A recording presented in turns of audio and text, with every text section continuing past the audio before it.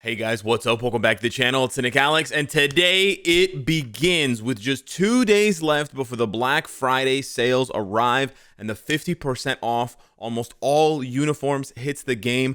I have decided to start doing my lists, my tiers. The tradition is alive and well. So we're going to be going through all of the best, in my opinion, all of the best optional uniforms. Now, these are different and generally speaking, not as hype as just must-buy uniforms, but this is still an important category of uniforms because it's going to buff those best uniforms in the game. And now, more than ever, with over like 350 uniforms, it's very difficult to weed through and figure out which uniforms are the best optionals and will buff the highest number of high meta targets. So I've gone ahead and done the work for you, sifted through all of these uniforms to find the top 24. There can be more, absolutely, but I wanted to choose the 24 best, and I don't recommend or expect anyone watching this who has none of these uniforms to go out and buy all 24, but maybe you can make a decision and buy 2 or 3, maybe 4 or 5, again, depending on how many of those optional uniforms hit uniforms that you're using. Now, before we get into the tier, you might be wondering, what is an optional uniform? So Thor's uniform here, very meta. Okay, let's take an even better example. Black Bolt's uniform, extremely meta. If you bought it, you probably trying to get the most out of it, the most stats. So you go over here to the uniform list, and you will see in the uniform option, there are 5 optional uniforms. There's Loki TVA, Zemo, Cyclops, there's Scarlet Witch, Doctor Strange 2, and there's Iron Fist. These 5 uniforms are the ones that are going to buff Black Bolt and give him different stats. So these are the optional uniforms, and that is how I'm informing my decision. How many uniforms like those are buffing good uniforms like Black Bolt's?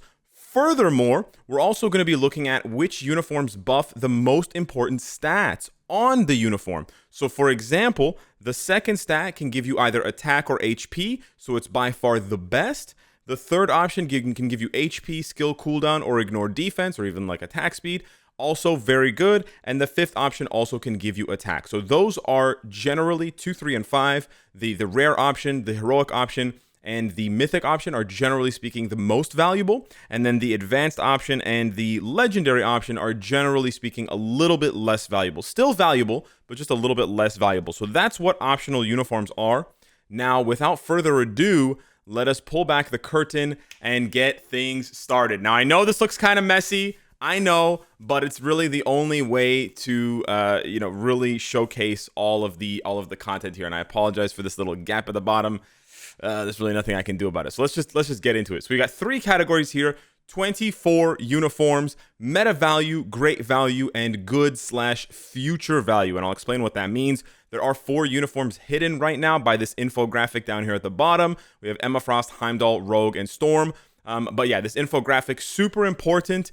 Big shout out to the people who put this together. You can find them formerly on $21,000 website. Now they're on like Thanos Vibes website. They had to change the URL. But yeah, it's because of these infographics that I can very quickly go through and find the best optional uniforms. So we're starting off with Baron Zemo. And this uniform on its own is not amazing for Baron Zemo. He's just a leadership, but it is amazing for optionals. So we're going to put this in meta value because as you can see here, it buffs Electro, who is still good for ABX, but furthermore, it buffs 2 tier 4s. And that's really what I was looking for with this year's list, is trying to find the uniforms that hit the most number of tier 4s, because tier 4s are going to have the most value for you in the future, right? You're not just making these optional uniform purchases for right now. You're making them for 6 months down the road. I don't want to recommend uniforms to you or optional uniforms that are going to buff stuff that's going to get replaced in the next 2 or 3 months, right? That's just not going to be helpful, because then you're like, oh, wow,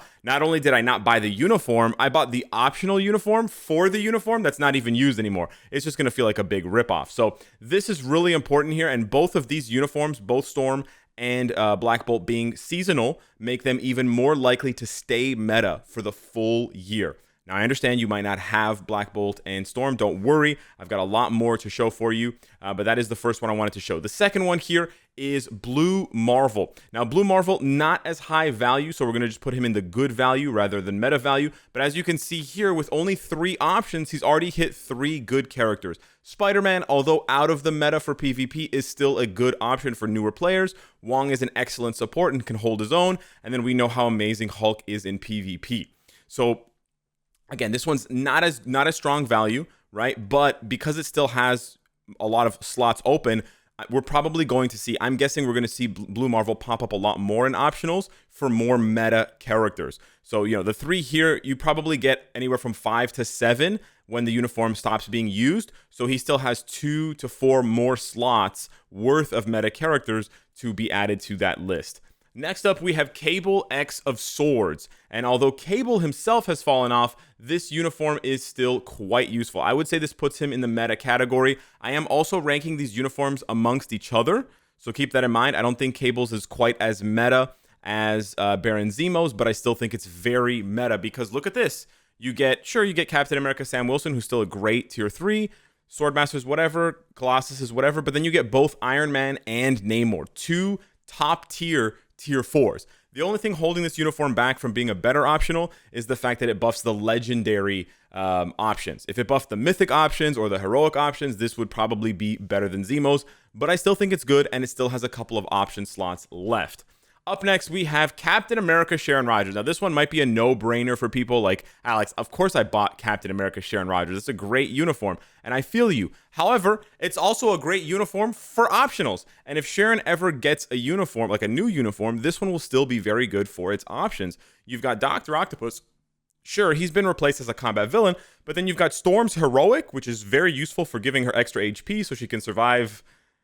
Well, she's not going to survive, but you know what I mean. And then Captain America's new uniform at Mythic. Again, lots of options still left for this character, so I definitely think that this is... You could argue that this is more like future value because there's still so many slots left. But yeah, you could put this here or here. I'll put it here for now just to be, you know, fair to the other uniform options, optional uniforms. But yeah, I do think this one is quite good. Next up, we have light serious armor for Crescent, and you'll sort of notice a pattern here with the light serious armors. This one is even more value than Sharon Rogers, and this one, in fact, I will put in meta value because I think a lot of people are not buying this uniform at all because they just don't care about Crescent, and that's fine. As a character, she's not going to be useful to your roster outside of a leadership, but she is really useful as a support, like as a support in terms of the uniform optional stats, not as like actually a support passive.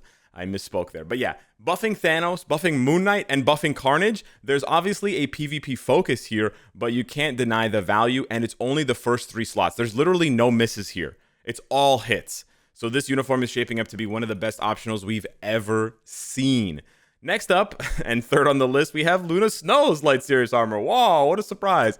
Now, this one is definitely squarely placed in the future value because it only has 2 optionals, but like Crescent's, it just doesn't miss. Both Adam Warlock's Mythic and Black Widow's Rare, these are both excellent options for excellent characters. You cannot go wrong here. And again, you are taking a bit of a risk, a bit of a gamble that maybe the next 2 or 3 optionals for Luna are not going to be good. But on the flip side, you're getting buffs for some of the best characters in the game. Now, I know we've seen a lot of these ones that like don't have many optionals. Don't worry, we'll get to the ones that have more. But we just wanted to cover all of our bases here with these optionals. I like I said, I would rather recommend uniforms like this, like Dr. Doom's, where there's still a lot of space for the uniform optionals to be bad, versus recommending ones that are full, right? They already have like 7 or 8 options, and they're basically never going to get used again, and those characters are just going to fade into obscurity. So here for Dr. Doom, not quite as good as Luna or Sharon, but still pretty good. You get the legendary option on Sunbird, Scarlet Witch, and Black Cat, but not too much to talk about there. Emma Frost, again, another one of those good / future value characters. We've got Thor's Mythic option and Shuri's Advanced option. And also you get a good PvP character at that. Still sort of clinging to the meta at the current moment. But yeah, Emma Frost there. And then Heimdall, one of the last... Oh, no, he's not. He's in great value, apparently. We got America Chavez's Mythic. We got Titania's Legendary. And we got Captain America's Legendary. Titania, she's got to be comboed with She-Hulk for best use in ABX, but still I think a very good character. Having those extra stats, having that extra dodge, what have you, would be quite useful. This one, a little bit lower on the scale of usefulness, but don't worry, the valuable uniforms, they are coming. It's just the way that these have been organized here. Hyperion up next. Again, good future value in my opinion. You've got Jane Foster's advanced option and Namor's heroic option on top of Echo's. Echo's is pretty good, but the ones after that are much, much better. Hyperion himself, not that useful outside of a leadership, but it's nice to see his uniform being used for optionals.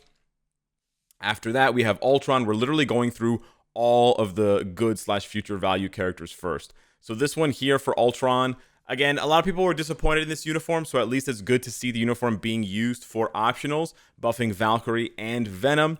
Again, not as good as some of the other options that we're going to see in a minute here, but still, I would say decent and has a lot of room to grow.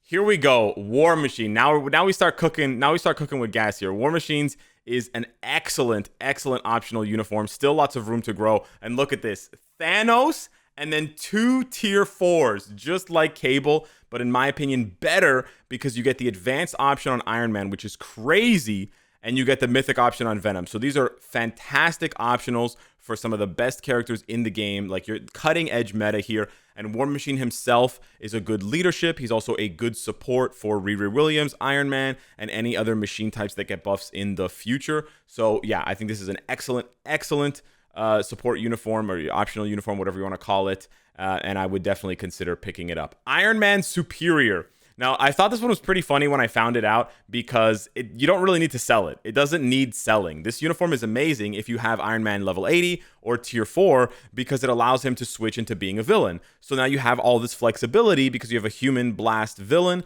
and a human hero blast for ABX, for ABL, and for World Boss Ultimate and World Boss Legend. Well, not World Boss Ultimate, but World Boss Legend. But on top of that, he's got some pretty decent optionals. First option for Black Widow. Second option for Blue Dragon is great. And then he also buffs Icarus and Colossus. So I just wanted to point this one out. You're probably already on this. This is probably already on your radar if you like Iron Man. But it's just like extra value. So like, why not? You know what I mean? Kingo up next. And they're obviously trying to sell this uniform. This might be the best optional in the game. He hits 3 tier 4s. I cannot stress how rare this is. He's literally the only person in the game who buffs 3 tier 4s with his one optional uniform. They are clearly pushing players to buy this uniform because it did not sell well. And yeah, this is definitely one way of doing it. Buffing Moon Knight, Hulk, and Namor. Basically, the entire combat class is getting buffs from Kingo. It is what it is, but it's effective. So yeah, I would consider it meta value as an optional uniform. Then we have Luke Cage Uptown Suit. Here's where we get into uniforms that may be a little bit older, but now you can see buffs that span a wider range of content. So you've got the heroic buffs for Cersei and Rescue, who are both good for like PvP options and Alliance Conquest. Betsy's still a good option and definitely a good backup option for ABL if you don't have Storm's Paywall uniform. And then 2 tier 4s. So again, this one is probably only going to see 1 or 2 more optionals, and then it's done.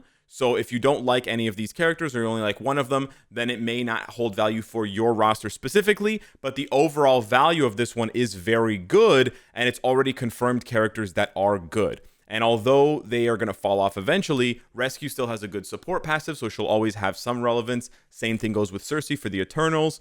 Betsy's really the only one that stands to gain to lose the most by having a bunch of mutant updates come out, but I still think she'll hold her own, and she's nice to look at.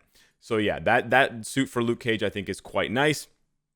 Then we have Vision from WandaVision. This one, another banger here. I'll put this one in good value, but it's probably near the front here. We have Luna Snow's Light Sirius, Sif, and then Hawkeye, Kate Bishop, Valkyrie, and Shuri. Lots of females, lots of supports, but overall quite a bit of value as an optional. Then we get Medusa in Humans. This one is probably at the back of great value, so this is like lesser value just because of the optionals being older now. You know, Valkyrie's old uniform is not relevant anymore.